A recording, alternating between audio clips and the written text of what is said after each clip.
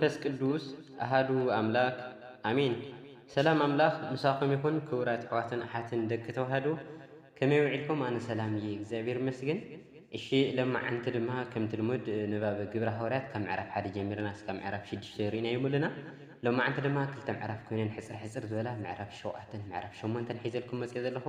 ነዚ ቻናል ሓደሽቲ ዝኾንኩም ሳብስክራይብ ብምግባር መከታተልኩም ኣይፈለየኒ። ሓደ ተኸታተልቲ ዝኾንኩም ድማ ላይክ ሸር ይትረስዑና ወልኩና ኣኸብለኩም። ንባብ ግብረ ሐዋርያት ምዕራፍ 7 እስጢፋኖስ ዘስምዖ ዘረባ ኢሉ እዩ ዝጅምር። እቲ ሊቀ ካህናት ንእስጢፋኖስ እዚ ነገር ከምዚ ድዩ ኢሉ ጠየቆ። ንሱ ድማ ከምዚ ኢሉ መለሰ።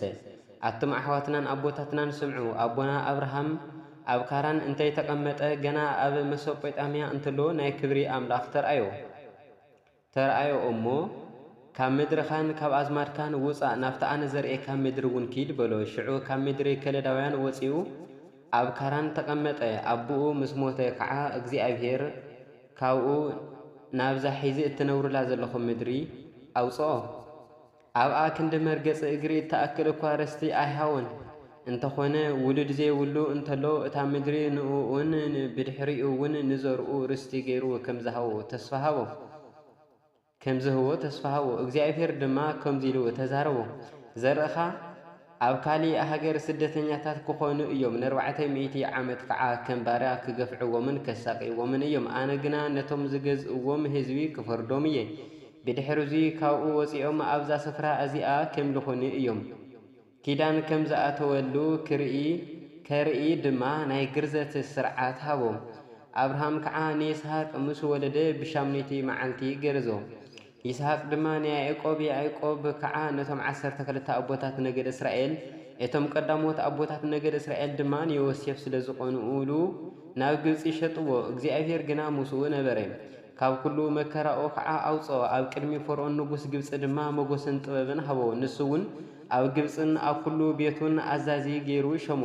ኣብ ኩሉ ግብፅን ከነዓንን ከዓ ጥሜትን ብዙሕ መከራን ኮነ። ኣቦታትና ድማ ዝምገብዎ ሰኣኑ። ሽዑ ያዕቆብ ኣብ ግብፂ እኽሊ ከም ዝርከብ ምስ ሰምዐ ነቦታትና ንመጀመርታ ግዜ ለኣኾም። ኣብ ካልኣይ መንገዶም ከዓ ዮሴፍን ሕዋቱ መንነቱ ገለጸሎም። ዓሌት እውን ብፈርዖን ተፈለጠ። ዮሴፍ ድማ ነቦኡ ያዕቆብን ነቶም 75 ዝኾኑ ኩሎም ኣዝማዱን ሊኢኹ ፀውዖም። ያዕቆብ ድማ ናብ ግብፂ ወረደ። ንሱ ሞተ፣ ኣቦታትና እውን ሞቱ። ናብ ሰኬም እውን ኣግዓዝዎም። ኣብቲ ኣብርሃም ካብ ደቂ ኤሞር ብወርቂ ዝዓደጎ መቃብር ኣብ ሴከም ቀበርዎም። እግዚኣብሔር ንኣብርሃም ብመሓላ ዝሃቦ ዘመን ተስፋ ምስ ቀረበ ኣብ ግብፂ ከዓ ንዮሴፍ ዘይፈልጥ ካሊእ ንጉስ ክሳዕ ዝነግስ እቲ ህዝቢ ኣብ ግብፂ እናወሰኸን እናበዝሐን ከደ። እዚ ንጉስ እዚ እቶም ህፃናቶም ብሂወት ምእንቲ ከይነብሩ ኣብ ልዕሊ ዓሌትና ብተንኮል ተልዒሉ ነቦታትና ክሳዕ ናብ ምድሪ ባይ ደቆም ዝበፅሑ ገፍዖም። ሙሴ ድማ በቲ ዘመነቱ ተወለደ። ኣብ ቅድሚ እግዚኣብሔር እውን ምልኩዕ ነበረ። 3 ወርሒ ድማ ኣብ እንዳቦ ጸንሐ። ምስ ተደርበየ ጓል ፈርዖን ኣልዒላ ወዳ ክኸውን ኣዕብየቶ። ሙሴ ድማ ኩሉ ጥበብ ግብፃውያን ተምሃረ። በቃሉን ብስርሑን ከዓ ብርቱዕ ኮነ። ሙሴ ወዲ 40 ዓመት ምስ ኮነ ንኣሕዋቱ ደቂ እስራኤል ክሪኦም ብልቡ ሓሰበ። ሓደ ካብቶም ኣሕዋቱ እንትግፋዕ ምስ ረአየ ርእዩ ነቲ ግብፃዊ ብምቕታል ሕነፍ ደየሉ።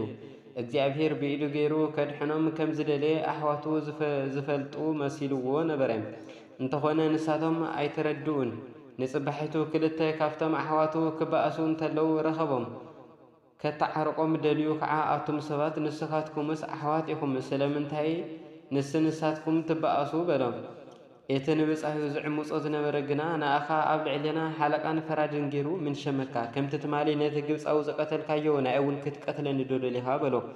ሙሴ እዚ ዘረባዚ ምስ ሰምዐ ሃደመ። ኣብ ምድሪ ሚድያም ድማ ስደተኛ ኮይኑ ተቐመጠ። ኣብኡ ከዓ 2 ቆልዑ ወለደ። ኣብ ሚድያም 40 ዓመት ምስ ተቐመጠ ድማ ኣብ ምድረ በዳ ደብረ ሲና መልኣክ ብዝነድድ ቈጥቋጥ ተረኣዮ። ሙሴ ነዚ ትርኢት እዚ ምስ ረአየ ተገረመ። ክጥምቶ እንተቐረበ ድማ ኣነ ኣምላኽ ኣቦታትካ ኣምላኽ ኣብርሃምን ይስሐቅን ያዕቆብን እየ ዝብል ድምፂ እግዚኣብሔር ሰምዐ። ሽዑ ሙሴ አንቀጥቀጠ፣ ከጥምት ከዓ ኣይደፈረን።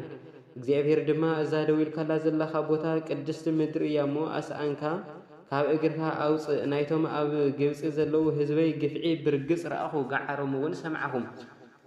ከድሕኖም ድማ ውረድኩ። ሕዚ ከዓ ንዓ ናብ ግብፂ ክልእኸካ እየ በሎ።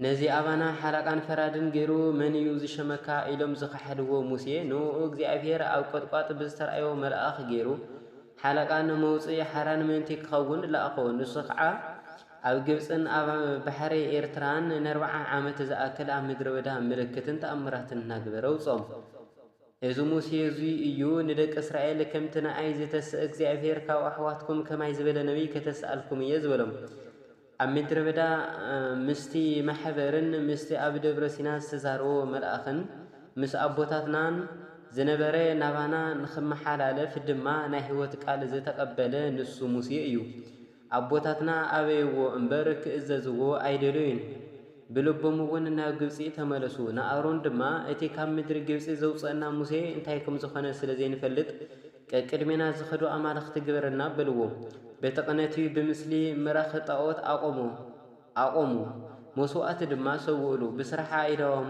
ون دس بلهم እግዚአብሔር ገና ካብአቶም ረሓቀ ከዋኽብቲ ሰማይ ከምልኹ ከዓ ሓደጎም እዚ ድማ ከም ተኣብ መጽሓፍ ነቢያት ዝተጻሕፈ ኦ ቤት እስራኤል ኣብ ምድረ በዳ ን40 ዓመት ዝኣክል ሕሩይ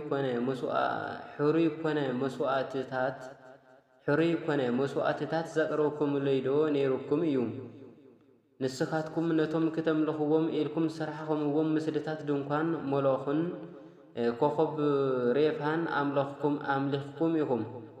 أملاخكمن إيكم مساخاتكم زتمالأخم أنا خعا كبابيلون ننيو كم اتسددو كجبركم يه أبوتاتنا أمدر بدا ناي مسكر الدنقان نبرتو من الساخعة أتاكزي أبهير نموسي كم تازر أيام مثل غيرو كسرحا زأززو إياه أبوتاتنا مستقبلوا خعا بإياسو تمريحم نافتا إسرائيل نآهزاب كابجز أبوتاتنا أساقيقو زورة سوما هاجر آيتو وقصع زمن داويت ون أو صنحت داويت دما وكرم እግዚአብሔር ሞገስ ረኸበና አምላኽ ያዕቆብ ዝኸውን መሐደር ክሰርሕ ከዓለመነ ቤት ዘሃነጸሉ ግና ሰሎሞን እዩ ከምቲ ነቢይ ሰማይ ዙፋነ እዩ ምድር ከዓመር ገጽ እግረ እያ ከመይ ዝበለ ቤት ደኣ ኢኹም ክትሃንጹሉ ይብል እግዚአብሔር ከመይ ዝበለ ስፍራኸ እዩ እቲ ኣነ ዝዓርፈሉ ነዚ ኩሉ ነገራት ስኢለይዶ ኣይኮነን ዝገበሮ زبلو اتلعو لእግዚአብሔር بيد سب أو زتهنص بيت أينبرن እዩ አቶም ተረርተ ክሳድ ልብኹምን አእዛንኩምን ዘይተገረዘ ንስኻትኩም ውን ከም አቦታትኩም ንመንፈስ ቅዱስ ኩሉ ግዜ ተቃውሙ ኣለኹም ካብ ነቢያት ከአቦታትኩም ዘሳጎግዎ መን ኣሎ ንሳቶም ነቶም ብዛዕባ መምጻእ እቲ ጻድቅ አቀዲሞም ንዝነገሩ ቀተልዎም ሕዝውን ንስኻትኩም ነቲ ጻድቅ አሐሊፍኩም በመሃብ ቀተልኩምዎም ንስኻትኩም ነቲ ሕጊ ብኢድ መላእክቲ ተቀበልኩምዎ ነርኩም እንተኾነ አይሓለኹምውን እስጢፋኖስ ከም ዝተቀተለ ንሳቶም ከዓ ነዚ መስምዑ ልቦም ነደደ አስናኖም ሓርቀሙሉ ንእስጢፋኖስ ግና መንፈስ ቅዱስ ሞልኦ ናብ ሰማይ አንቃዓሪሩ ክብር እግዚአብሔርን ኢየሱስ ድማ ኣብ የማን እግዚአብሔር ቆይሙን ረአየ ሽዑ እንሆ ሰማይ ተኸፊቱ ወዲ ሰብ ድማ ኣብ የማን እግዚአብሔር ቆይሙ እርኢ ኣለኹ በለ ንሳቶም ውን ዓዊሎም ድምጽ እናስምዑ ኣእዛኖም ደፊኖም ድማ በሓደ ልቢ ኮይኖም ናብኡ ጎየዩ ካብታ ከተማ ኣውፅኦም ከዓ ብእምኒ ቀጥቂጦም ቀተልዎ እቶም ዝቀተልዎ ድማ ክዳውንቶም ኣብ ጥቓ ኤጋር ሳውል ዝበሃል ጎቦ ዝኣንበሩ بأمني قد كتم قاتلون تلو خع استيفانوس أو جيتا إيسوس ننفسي تقبل لا يلصلي تنبركه خع بعوي دمسي أو جيتا نزحاتيات أزي أي توصر اللهم بلا أزي مس بلون عرفة يبلنا توسخي جبر هوريات معرف شمو تلنا دما ساول نيويتا كريستيان كم زسادة إلي أزي جمر ساول دما أبي قتلت استيفانوس تحاويرو نبره بتا معلتك أخ أبل علي إتا أبي يرسالم زنورت بيتا كريستيان برتوع سدت كونه انترفي هاوريات كله من هاجر يهودان سماران تبتنو نستيفانوس دما نجزي أفير زفور في سبات العلم كبروا ومرير بخياتون بخيلو ساول جنا نتابيتا كريستيان كتفاء جزا النخل سوتنا نسن النبوتته نبيت ما أسرتي إتهم نبره أو سماريا وانجيل كم استسبخي እቶም ዝተወተኑ ሰባት ግና ኣብ ኩሉ ዝኸድዎ ቃል ወንጌል ሰበኹ ፊልጶስ ከዓ ናብ ሓንቲ ከተማ ሰማርያ ወሪዱ ብዛዕባ ክርስቶስ ሰበኸሎም እቶም ህዝቢ ነቲ ፊልጶስ ዝነገሮም ስምዕዎ እቲ ዝገበሮ ተኣምራት ምስ ሰምዑን ምስ ረኣዩን ድማ ብሓደ ልቢ ነቲ ዝናገሮ ኣቕለቡ ካብ ብዙሓት ሰባት ርኩሳት መናፍስቲ ብዓብዪ ድምፂ እናኣወዩ ይወፁ ነበሩ ብዙሓት መጻጉዓትን ሓንካሳትን እውን ይሓዊ ነበሩ ካብዚ ዝተልዓለ ኣፍታ ከተማ እቲኣ ዓብዪ ሓጎስ ከነ። ኣፍታ ከተማ ሓደ ሲሞን ዝበሃል ሰብኣይ ነበረ። ብጥንቁልናኡን ብዘረባኡን ንባዕሉ ከም ዓብዪ ሰብ እናቕረበ ንሰብ ሰማርያ የገርሞም ነበረ። ካብ ኣናእሽቶም ክሳዕ ዓበይቶም ኩላቶም ዓብዪ ናይ እግዚኣብሔር ሓይሊ እዚ እዩ እናበሉ የዳመፅዎ ነበሩ። ዘዳመፅዎ ዝነበሩ ከዓ ንብዙሕ እዋን ብጥንቁልናኡ የገርሞም ስለ ዝነበረ እዩ። ብዛዕባ መንግስቲ እግዚኣብሔርን ብዛዕባ ስም ኢየሱስ ክርስቶስን ፊልጶስ ሰብዩ ኩሎም ምስ ኣመኑ ግና ሰብኡትን ኣንስትን ተጠመቑ። ሲሞን በዓል እውን ኣሚኑ ተጠመቀ። ንፊልጶስ እውን ሰዓቦ። ምልክትን ዓበይቲ ተኣምራትን እንትፍጸም ምስ ረኣየ እውን ተገረመ። እቶም ኣብ ኢየሩሳሌም ዝነበሩ ሐዋርያት ከዓ ሰብ ሰማርያ ቃል እግዚኣብሔር ከም ዝተቀበሉ ምስ ሰምዑ ንጴጥሮስን ንዮሃንስን ናብኣቶም ለኣኽሎም። ንሳቶም ድማ ወሪዶም መንፈስ ቅዱስ ምእንቲ ይቅበሉ ጸለይሎም። ብስም ጎይታና ኢየሱስ ጥራሕ ደኣ ተጠሚቆም ነበሩ እምበር መንፈስ ቅዱስ ገና ካብኣቶም ኣብ ሓደ እኳ ኣይወረደን ነበረ እሞ ሽዑ ኣኢዳዎም ኣንበሩሎም እሞ መንፈስ ቅዱስ ተቀበሉ። ሲሞን ከዓ ብምንባር ኣኢዳው ሐዋርያት መንፈስ ቅዱስ ከም ዝተውሃበ ምስ ረአየ ከምዚ እናበለ ገንዘብ ኣምፅእ ኣሎም። እቲ ኣነ ኢደይ ዘንብረሉ መንፈስ ቅዱስ ምእንቲ ቅበልስ ንኣይ እውን እዚ ስልጣን እዙይ ሃውኒ በሎም። ጴጥሮስ ግና ነቲ ውህብቶ እግዚኣብሔር ብገንዘብ ክትዕድጎ ስለ ዝሓሰብካ ገንዘብካ ምሳኻ ይጥፋእ፣ ልብኻ ኣብ ቅድሚ እግዚኣብሔር ቅኑዕ ስለ ዘይኮነ ኣብዚ ነገር እዙይ ክፍሊ ወይ ዕድል የብልካን እምበኣር ካብዚ ክፍኣትካ ተነሳህ። ምናልባሽ ክፍኣት ልብካ እንተሓደገልካ ንእግዚኣብሔር ለምን። ኣብ መሪር ሕንዚ ቅንእን ኣብ ማእሰርቲ ሓጢኣትን ከም ዘለኻ ርኤካ ኣለኹ እሞ በሎ።